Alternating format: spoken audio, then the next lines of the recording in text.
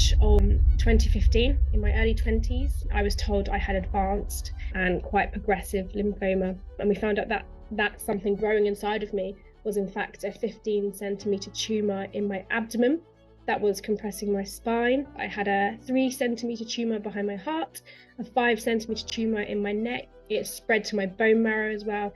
Basically, my scan lit up with tumours. They were everywhere. I also discovered that I'd been living with cancer for the past 2 years. So my cancer had now spread so far that they have deemed it incurable. So all those adventure-filled plans I had as a 20-year-old, the carefree sort of fun was replaced with biopsy, fertility treatment and chemotherapy. We have this message of being body brave. We want you to go to your doctor with confidence. You know your body better than anyone else. So if you think something's wrong, please get it checked out.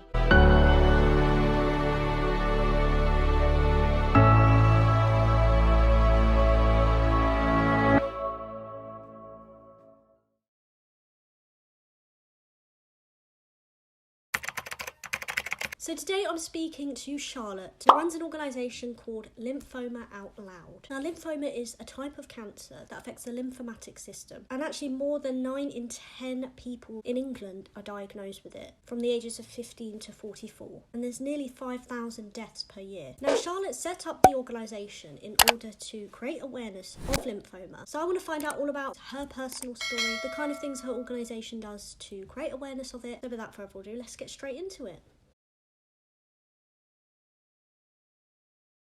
So just to kick things off, can you just explain what the story behind your organisation, how it all started and what made you want to start it? Yeah, absolutely. So I'm the founder of Lymphoma Out Loud. It all began in 2015, in my early 20s. So instead of partying, dating, traveling, climbing the career ladder as you do, I was instead diagnosed with an incurable lymphoma. So abdominal pain, severe bloating, and exhaustion were the beginning of my symptoms. And this started sort of a 2-year battle for answers. During those 2 years, I made various trips to the GP, to A&E, had a rainbow of medications thrown my way, but was told by doctors that I was too young for anything serious to be wrong. But despite doctors telling me there was nothing wrong, I knew my body wasn't right. And as my symptoms progressed, I struggled to stand because of pressure and pain in my back. I was constantly exhausted, which no amount of napping would solve. And I could physically feel something growing inside of me. So my sister, she marched me to her doctors, this time to a different surgery, and unfortunately this time with different results. So in March of 2015, I was told I had advanced and quite progressive lymphoma. And we found out that something growing inside of me was in fact a 15-centimeter tumour in my abdomen that was compressing my spine. This was the reason I was struggling to stand. I had a 3-centimeter tumour behind my heart, a 5-centimeter tumour in my neck. It spread to my bone marrow as well. Basically, my scan lit up with tumours. They were everywhere. I also discovered that I'd been living with cancer for the past 2 years. So my cancer had now spread so far that they have deemed it incurable. So all those adventure-filled plans I had, those boozy nights out as a 20-year-old, the carefree sort of fun was replaced with biopsies, fertility treatment and chemotherapy. As I mentioned, my lymphoma is incurable. So the treatment is not to cure, but to put me into remission for as long as possible until the lymphoma returns, which could be months or years. But after 6 months of chemo, 2 years of immune therapy, I successfully reached remission, which was amazing. But I've mentioned it's incurable, so it can come back at any point. So after I reached remission, I was put on active monitoring and had regular checkups. But unlike before, when I was completely oblivious to my symptoms, I now knew the signs of lymphoma, and I developed regular checking habits, sort of feeling my neck, my armpits, and and my groin for lumps. And it was during one of these sort of checking habits that I found a new lump on my neck. And after it didn't go away, within 2 weeks, I knew something was wrong and went to my consultant. An ultrasound, subsequent biopsy 3 months later confirmed that my lymphoma had relapsed, and a PET scan discovered that it was throughout my neck, throat, and behind my nose. With incurable cancer or lymphoma, doctors need to consider the number of treatments options that are available, so they don't want to use up all of my treatment options too quickly. And we need to keep some in the bag to keep me living for as long as possible. So to help manage the symptoms and sort of delay any intensive treatments such as chemotherapy, in June last year, I underwent radiotherapy to my neck and face. Unfortunately, it didn't work. And in the space of a month, more tumours grew. I have very, very bad luck, as you can tell. So in October last year, I started a chemotherapy cycle, a completely new one, but it was so tough. I was on treatment every day, and I had only a week per month break from this treatment, and it was meant to last for a year. The treatment put such a strain on my body that on Christmas Day, I was admitted to hospital with a suspected infection and blood clot. The following month, I caught COVID, and then the month after that, I picked up another infection. So my bad luck continues. It was when my body stopped absorbing nutrients that my consultant sort of pulled the treatment completely. It was just taking too much of a toll on me and was doing more harm than good at that stage, and I'm now back on watch and wait. So that's my story, and this is where Lymphoma Out Loud comes in. So 2 months after my first diagnosis, in a desire for change and to prevent another young person going through what I did, I set up Lymphoma Out Loud, a registered charity to encourage and empower others to understand their body, raise awareness of the symptoms of lymphoma. Statistically, lymphoma was my most common cancer. Yeah, I had never heard of it. The first time I'd heard of lymphoma was the consultant telling me I had progressive cancer. I mean, that is just insane. Why was there no one shouting about it? And had I known, perhaps I would have persevered with my GP, perhaps I would have got to know my body a bit more, and sort of been aware of the changes to it. Perhaps then I wouldn't be living with incurable cancer. And I know I'm not the only one that has experienced this. Misdiagnosis with lymphoma is so common. Yeah, I was going to ask actually, because why is it so important that we raise so much awareness of it? Is it hard to get, judging by what you've told me just there, is it hard to get a diagnosis and treated in the first place? I mean, some of the symptoms of lymphoma can be misdiagnosed for other less serious illnesses. So, you know, if you know your body better than anyone else, if you think something is wrong, you get it checked out. If you're not happy with the first GP or doctor you've spoken to, you see a second one. It's the most common cancer in teens and young people. Out of every other cancer, lymphoma is the most common cancer. And there's no education and awareness out there to ensure young people are clued up on where to check for swollen lymph nodes, what are even lymph nodes, and sort of the other symptoms of lymphoma.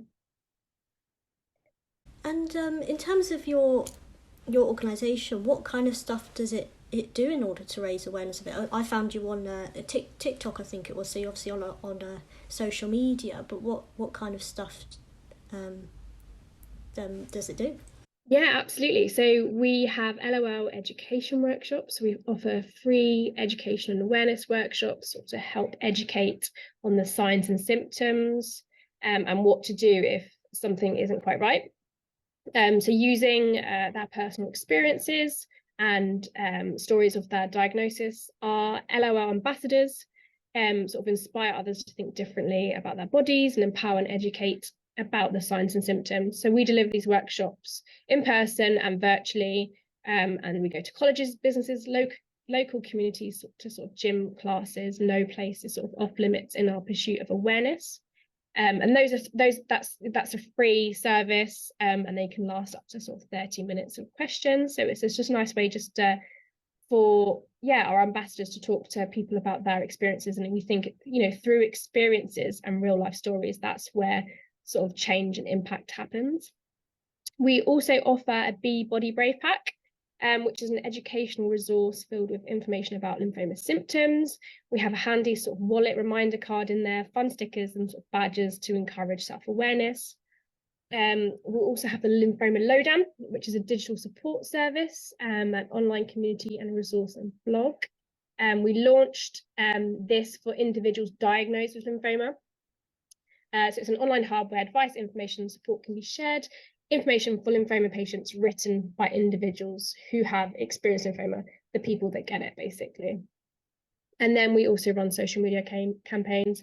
We're running an Up Yours Lymphoma campaign. So we want to get someone from every county in the UK that has been affected by lymphoma to send in a video shouting Up Yours Lymphoma, basically. And we've had some really nice sort of videos come through and stories behind them as well. So yeah, anything that we can do to speak about lymphoma, to raise awareness of the symptoms, we'll do it. But we want to do it in a fun and educational way. We don't want to scare people away. It's just something that every young person needs to be aware of.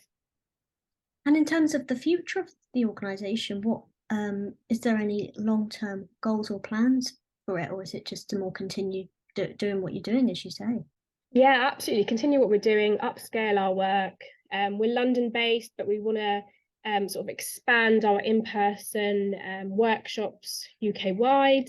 And then we're excited this year to hopefully launch a new digital tool designed to teach and motivate people to check their lymph nodes regularly, as we believe, as you know, early education is key in the fight against lymphoma. So yeah, watch this space on that. And I think that'll be a complete game changer in education for sure.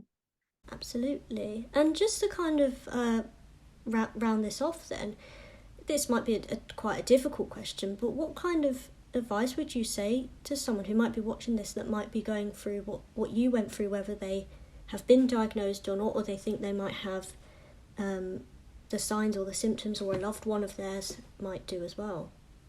Yeah, I mean, I mentioned earlier, you know your body better than anyone.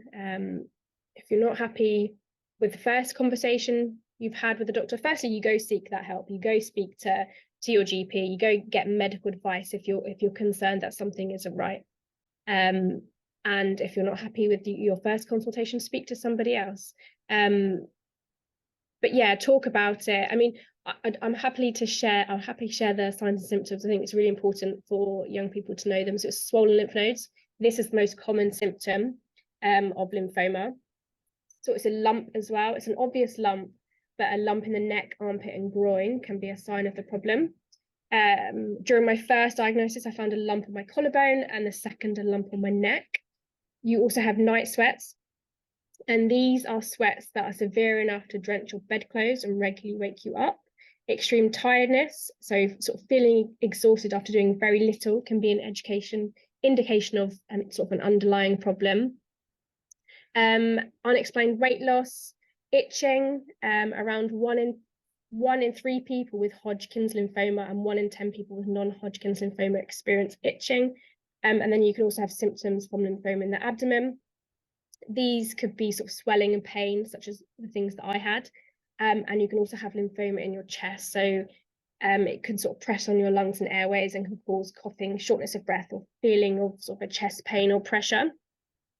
But it is important not to panic if you're experiencing any of these symptoms. These are all symptoms that can happen with far less serious illnesses. So yeah, if you have any persistent symptoms of any kind, or are worried about your health and know something is not quite right, so we have this message of being body brave. We want you to go to your doctor with confidence. Yeah, you know your body better than anyone else. So if you think something's wrong, please get it checked out.